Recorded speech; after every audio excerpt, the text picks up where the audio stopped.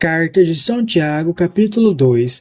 Deus prefere os pobres. Queridos irmãos, não misturem com certos favoritismos pessoais a fé que vocês têm em nosso Senhor Jesus Cristo, Senhor da glória. Por exemplo, entra na reunião de vocês uma pessoa com anéis de ouro e vestida com elegância, e entra também uma pessoa pobre, vestida com roupas velhas. Suponhamos que vocês deem atenção à pessoa que está vestida com elegância e lhe dizem: sente-se aqui, neste lugar confortável. Mas dizem à pessoa pobre: fica aí em pé, ou então sente-se aí no chão, perto do estrado dos meus pés. Nesse caso, vocês estão fazendo diferença entre vocês mesmos e julgando os outros com péssimos critérios. Ouçam, meus queridos irmãos, não foi Deus quem escolheu os que são pobres aos olhos do mundo, para torná-los ricos na fé e herdeiros do reino que ele prometeu àqueles que o amam? E, no entanto, vocês desprezaram o pobre. Ora, não são os ricos que oprimem a vocês e os arrastam perante os tribunais? Não são eles que difamam o nome sublime que foi invocado sobre vocês? Se cumprirem a lei mais importante da Escritura, ame o seu próximo como a si mesmo, vocês estarão agindo bem. Mas, se vocês fazem diferença entre as pessoas, estão cometendo pecado, e a lei os condena como culpados. Aquele que observa a lei toda, mas falha num só ponto, torna-se culpado de violar a lei inteira. De fato, aquele que disse: não cometa adultério, também disse: não mate. Portanto, se você não comete adultério, mas mata, será condenado como violador da lei.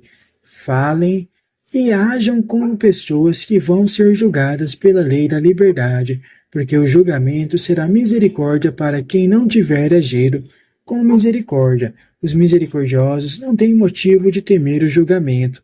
A fé se manifesta em atos concretos. Meus irmãos, se alguém diz que tem fé, mas não tem obras, que adianta isso?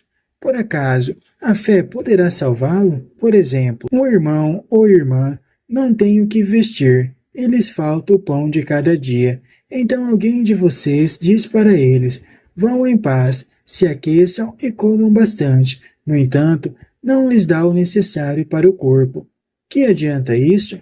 Assim também é a fé. Sem as obras, ela está completamente morta. Alguém poderia dizer ainda: você tem a fé, e eu tenho as obras. Pois bem, mostre-me a sua fé sem as obras, e eu com as minhas obras lhe mostrarei a minha fé. Você acredita que existe um só Deus? Muito bem. Só que os demônios também acreditam e tremem. Insensatos, quer ver como a fé sem as obras não tem valor?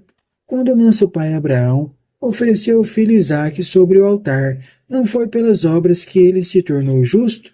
Vocês podem perceber que a fé cooperou com as obras dele e que pelas obras essa fé se tornou perfeita.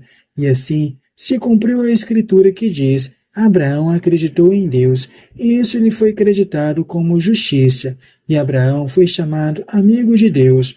Como vocês estão vendo, o homem é justificado pelas obras e não somente pela fé. Do mesmo modo, a prostituta Raabe, ao dar a hospitalidade aos mensageiros e ao fazê-los voltar por outro caminho, não foi ela justificada pelas suas obras? De fato, do mesmo modo que o corpo sem espírito é cadáver, assim também a fé sem as obras, ela é cadáver. O favoritismo que faz diferença entre as pessoas opõe-se à fé no Senhor Jesus Cristo. De fato, para o cristão existe uma só glória. É a glória do Senhor. Nos versículos 2 a 4, apresenta o exemplo concreto do favoritismo que deforma a comunidade cristã. Deus refere aos pobres e, portanto, essa é a única preferência que justifica na sociedade humana. A dignidade dos pobres repousa no fato de que eles são ricos na fé e herdeiros do reino. Os ricos são indignos porque difamam o nome, isto é, a própria pessoa de Jesus, oprimindo, perseguindo e distorcendo a justiça contra aqueles que se comprometem com o projeto de Deus. O favoritismo em prol dos ricos não se concilia com a fé cristã. porque se choca com o mais importante dos mandamentos, segundo o contexto próximo. Aqui significa o pobre e o oprimido. Qualquer tipo de favoritismo em favor do rico não é simplesmente desobediência a um dos pontos da lei de Deus, mas a lei inteira que se resume no amor ao pobre. O cristão se rege pelo Evangelho, que tem como centro o mandamento do amor, lei da liberdade. E este mandamento se realiza na prática da misericórdia, concretizada na preferência pelos pobres e marginalizados, tornando-se a matéria única do julgamento. O único meio de salvação é a fé, a adesão a Jesus Cristo. Esta fé, porém, não é coisa teórica ou mero sentimento interior, é o compromisso que se manifesta concretamente em atos e fatos visíveis. Tiago toma dois exemplos do Antigo Testamento, que podem ser comparados e principalmente e aparentemente Tiago e Paulo tiram conclusões opostas ao usar o mesmo exemplo.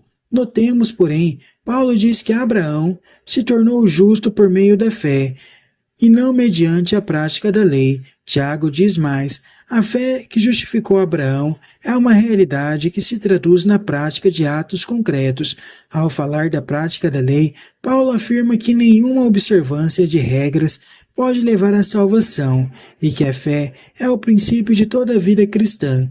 Tiago, por sua vez, salienta que a fé se traduz no amor e este realiza atos concretos. Paulo diz a mesma coisa: a fé age por meio do amor.